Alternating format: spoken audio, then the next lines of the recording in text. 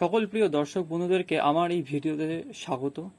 দেখুন, অনেকদিন আগেই এই যুবশক্তি, বাংলার যুবশক্তি ভরসা কার্ডের যে প্রকল্পটা, সেটা কিন্তু রাজ্য সরকারের তরফ থেকে কিন্তু জানিয়ে দেওয়া হয়েছে এবং এর সম্ভাব্য ফর্ম ফিল আপ ডেট খুব সম্ভবত আগস্টেই হবে।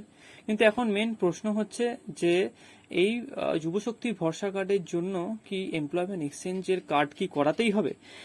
তো দেখে নিন। তো আপনাদেরকে বলে দিই যে এই রকম যে কোনো কার্ড বা এমপ্লয়মেন্ট এক্সচেঞ্জ কার্ড যে লাগবেই সেরকম কিন্তু কোনো কিছু অফিসিয়ালি বলে দেওয়া হয়নি। কিন্তু তাও যেহেতু এমপ্লয়মেন্ট এক্সচেঞ্জ কার্ড একটা আনএমপ্লয়মেন্টের একটা প্রমাণ, তাই এই ভিডিওতে আপনাদেরকে দেখাবো যে কি করে এমপ্লয়মেন্ট এক্সচেঞ্জের কার্ড আপনারা ঘরে বসেই 100% ফ্রিতে রেজিস্ট্রেশন করতে পারবেন। তাহলে চলুন ফ্রেন্ডস, দেখে নেওয়া যাক কি করে যে এই এমপ্লয়মেন্ট এক্সচেঞ্জ কার্ডের জন্য অ্যাপ্লাই করব। তো সেটার জন্য অ্যাপ্লাই করতে গেলে আগে আপনাদেরকে লিখতে হবে এমপ্লয়মেন্ট ব্যাংক বলে। এটাতে লিখে এন্টার মারলেই প্রথমেই আপনারা একটা সাইট দেখতে পাবেন যে এমপ্লয়মেন্ট ব্যাংক বলে লেখা আছে। তো সেটাতে আপনার ক্লিক করবেন। ক্লিক করার পরে দেখতে পাবেন যে আপনাদের সামনে এইরকম একটা ইন্টারফেস খুলে গেছে। তো এখানে দেখুন এরকম একটা পেজ খুলবে আপনাদের। এবার দেখুন প্রথমেই আছে দেখুন লগ ইন অপশন, আর হচ্ছে নিউ জব সিকার।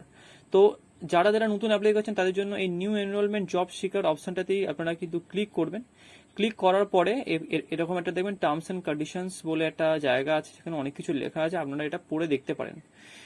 এখানে দেখে নেওয়ার পরে নিচে এই ডিক্লারেশন যে জায়গাটা আছে সেখানে টিক মার্ক দিয়ে আপনারা কিন্তু একসেপ্ট অ্যান্ড কন্টিনিউ করবেন। তো একসেপ্ট অ্যান্ড কন্টিনিউ করার পরে দেখুন আপনাদের সামনে এইরকম একটা পেজ আবার ওপেন হচ্ছে। তো এখান থেকে মেন ফর্মটা শুরু হচ্ছে, কিন্তু এই ফর্মটা ফিল আপ করার জন্য আপনাদের কিছু ডকুমেন্টসের প্রয়োজন। তো সেই ডকুমেন্টসগুলো কি কি না, সেই ডকুমেন্টসগুলো হচ্ছে দেখুন এখানে লেখা আছে যে প্রত্যেকটা ডকুমেন্টস 20 থেকে 100 কেবির মধ্যে করতে হবে। এবং কি কি ডকুমেন্টস না, নেম, ডেট অফ বার্থের জন্য আপনার মাধ্যমিকের অ্যাডমিট কার্ড, মাধ্যমিকের সার্টিফিকেট অথবা ট্রান্সফার সার্টিফিকেট দরকার, অথবা বার্থ সার্টিফিকেট হলেও চলবে। এবং প্রুফ অফ রেসিডেন্সের জন্য কিন্তু ration card, voter card, passport অথবা আধার কার্ড লাগবে। কাস্ট সার্টিফিকেটের জন্য কাস্ট সার্টিফিকেটটা লাগবে। যারা জেনারেল তাদের কিন্তু এই সার্টিফিকেটের কোনো প্রয়োজন নেই। এবং যারা ফিজিক্যালি চ্যালেঞ্জ পারসন তাদের জন্য কি হয়েছে না, তাদের 40% ডিসেবিলিটি হতে হবে এবং তার কিন্তু ডিসেবিলিটি সার্টিফিকেট থাকতে হবে। এবং এডুকেশনাল কোয়ালিফিকেশন এর জন্য কি আছে না, এটাতে আপনারা যে কয়টা আর কি পরীক্ষা পাস করেছেন সব কটাই কিন্তু এখানে দিতে হবে। যেরকম ধরুন আপনারা কেউ আছেন যে গ্র্যাজুয়েশন পাস, তাহলে কিন্তু তার মাধ্যমিক, উচ্চ মাধ্যমিক এবং গ্র্যাজুয়েট সব কটা পরীক্ষার মার্কশিট এবং রেজাল্ট কিন্তু লাগবে। তাহলে চলুন ফ্রেন্ডস, এবার আপনাদেরকে ফর্মটা ফিল আপ করে দেখাই। প্রথমে এখানে আপনাদের নাম লিখে নেবেন, তারপরে এখানে আপনাদের বাবার নাম লিখবেন, তারপরে এখানে স্বামী বা স্ত্রীর নাম লিখবেন, তারপরে এখানে জেন্ডার লিখে দেবেন, মেল, ফিমেল এবং আদার্স। এবং তারপরে এখানে কাস্ট লিখবেন, তারপরে এখানে লিখবেন আপনাদের রিলিজিয়ান, এবং তারপরে ম্যারিটাল স্ট্যাটাস, ম্যারিড, আনম্যারিড বা যা যা আছে। এবং তারপরে এখানে লিখবেন যে আপনাদের ডেট অফ বার্থ, তারপরে ফিজিক্যালি চ্যালেঞ্জড ইয়েস অথবা নো, আর যদি প্রাক্তন কোনো সৈনিক হয়ে থাকেন তাহলে ইয়েস অথবা নো। দেন এখানে আপনাদের পোস্টাল অ্যাড্রেস দিতে হবে। এখানে আপনাদের আধার কার্ডের যে অ্যাড্রেসটা বলা আছে সেটাই এখানে লিখে দেবেন। তারপরে এখানে আমাদের স্টেট, এখানে বাই ডিফল্ট এখানে সেট করাই আছে যে ওয়েস্ট বেঙ্গল। তারপরে এখানে ডিস্ট্রিক্ট লিখতে হবে এখানে যে নর্থ 24 পরগনা এবং যার যেটা আছে। তারপর এখানে পিনকোড দিতে হবে এবং তারপরে এখানে এক্সচেঞ্জের অফিস, এই এক্সচেঞ্জের অফিসটা আপনাদের কিন্তু আপনাদের নিকটবর্তী স্থানে যে এক্সচেঞ্জের অফিসটা আছে সেটাই আপনারা কিন্তু এখানে দেবেন। এবং তারপর এখানে মোবাইল নাম্বারটা দিয়ে দেবেন এবং ইমেল অ্যাড্রেস থাকলে দেবেন, না দিলে অসুবিধা নেই। এবং এখানে আধার কার্ডের নাম্বারও দিয়ে দেবেন। দেন এখানে এডুকেশনাল ডিটেলস আছে, এখানে আপনারা যে যে এক্সামগুলো পাস করেছেন সেই এক্সামগুলো দেবেন। যেমন এখানে প্রথমেই দিতে হবে ম্যাট্রিক পাস, এবং তারপরে এখানে কোন বোর্ড থেকে পাস করেছেন সেটা, যেরকম WBSC যেরকম ওটা আছে, West Bengal board of secondary education এটা। এবং তারপরে আরও এখানে অ্যাড নিউ করে এবং এখানে দিতে হবে যে যারা উচ্চ মাধ্যমিক পাস করেছেন, যেরকম এখানে আছে এইচএস পাস 10+2, যার যেটা আছে, সায়েন্স হলে সায়েন্স, আর্টস হলে আর্টস, এবং তারপরে কমার্স, ঠিক আছে। এবং তারপরে এখানে যে বোর্ডটা থেকে পড়েছেন সেই বোর্ডটা,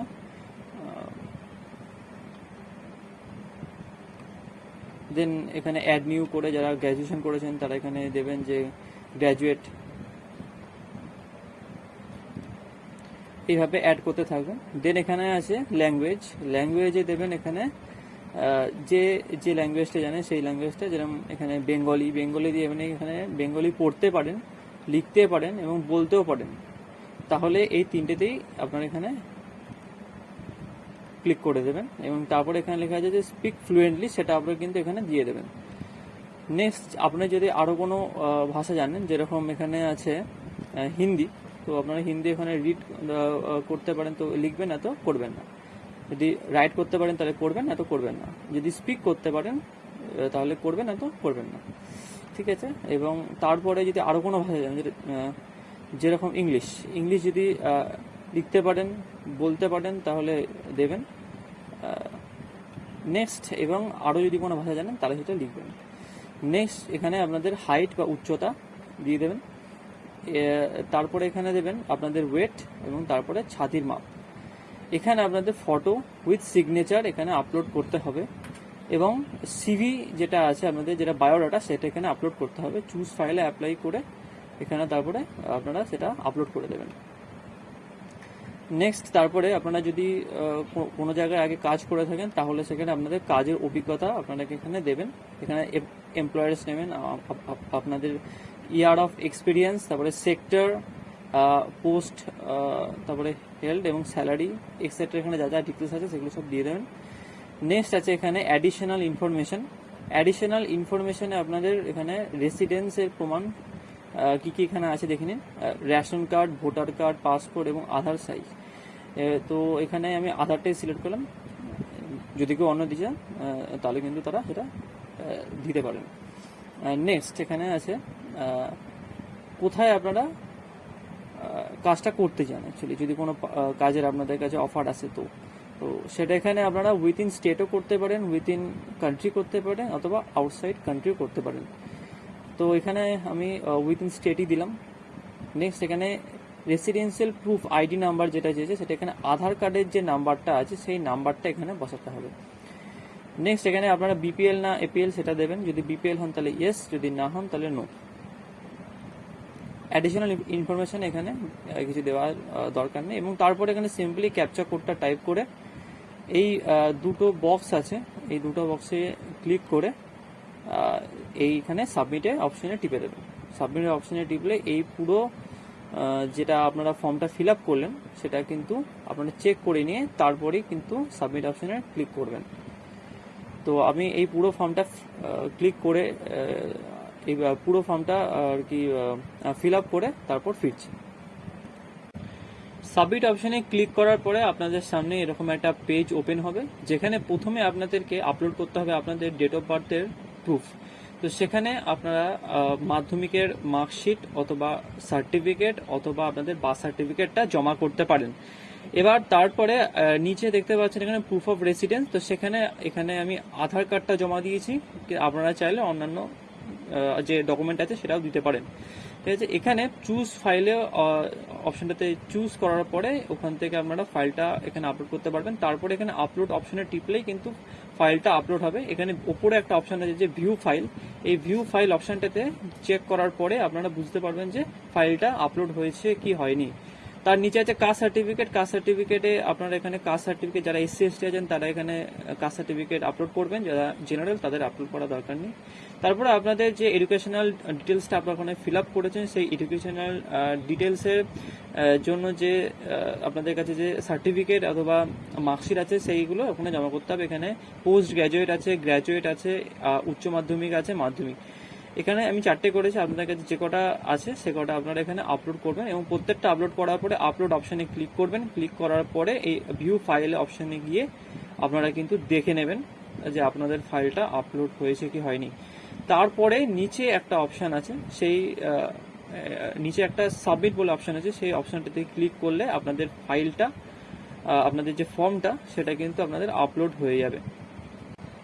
সাবমিট অপশনে ক্লিক করার পরে আপনাদের সামনে এরকম একটা পেজ ওপেন হবে এবং এইটাকে আপনারা পিডিএফ করে নেবেন। পিডিএফ ডাউনলোড করার পরে এটাকে প্রিন্ট করে নেবেন। প্রিন্ট করার পরে এটাকে আপনাকে নিয়ে যেতে হবে এমপ্লয়মেন্ট এক্সচেঞ্জ অফিসে। আপনি যে অফিস ফর্মে আর কি সিলেক্ট করেছেন সেই অফিসে নিয়ে যেতে হবে এবং সেই জন্যই ফর্মে যে অফিসটা সিলেক্ট করবেন আপনারা সেটা অবশ্যই আপনাদের নিকটবর্তী অফিস যেন হয়, তাতে আপনাদের যাতায়াতের সুবিধা হবে। এবং এই ফর্ম এবং এই যে রিসিপ্টটা আপনারা পাচ্ছেন, এই রিসিপ্টটা ফিল আপ করে নিয়ে যাবেন এবং তার সাথে আপনারা যে সমস্ত ডকুমেন্ট স্ক্যান করে আপলোড করেছেন ফর্মে, সেই সমস্ত ডকুমেন্টের অরিজিনাল কপিগুলো কিন্তু আপনাদের নিয়ে যেতে হবে, আপনাদের কিন্তু ওগুলো ক্যারি করতে হবে। তো এবার এইটাকে ক্যারি করার পরে ওখানে নিয়ে যাবেন, ওনারা চেক করে ভেরিফাই করে দিলে আপনাদের ফোন নাম্বার যেটা আপনি ওখানে দিয়েছেন সেখানে একটা ইমেল, একটা অথবা আপনাদের ইমেলেও আসতে পারে একটা ইউজার আইডি এবং পাসওয়ার্ড। ওই ইউজার আইডি এবং পাসওয়ার্ডটাকেই কিন্তু আপনাদের সামলে রেখে দিতে হবে, তাহলেই হবে। আগে এমপ্লয়মেন্ট অফিস থেকে কার্ড দিত, কিন্তু এখন সেই ব্যবস্থা আর নেই, সেটা বন্ধ হয়ে গেছে। এখন ওই আইডি এবং পাসওয়ার্ডটাই আপনাদের সামলে রাখতে হবে। এবং এখন যেহেতু এই অন্নপূর্ণা মানে এখন যেহেতু এই যুবশক্তি ভরসা কার্ডের জন্য যে কোনো রকমের অফিসিয়াল অ্যানাউন্সমেন্ট হয়নি যে এমপ্লয়মেন্ট এক্সচেঞ্জের কার্ড লাগবে কি লাগবে না, তো সেই জন্য এখন এমপ্লয়মেন্ট অফিসগুলোতে খুব একটা বেশি ভিড় নেই। আপনারা যাবেন এবং সঙ্গে সঙ্গেই অফিসাররা করে আপনাকে ভেরিফাই করে দিয়ে দেবে। সুতরাং আগে থাকতেই করে নেওয়া ভালো। তো আপনারা যান, গিয়ে তাড়াতাড়ি ফিল আপ করে নিন। এবং যদি আপনাদের ভিডিওটা ভালো লেগে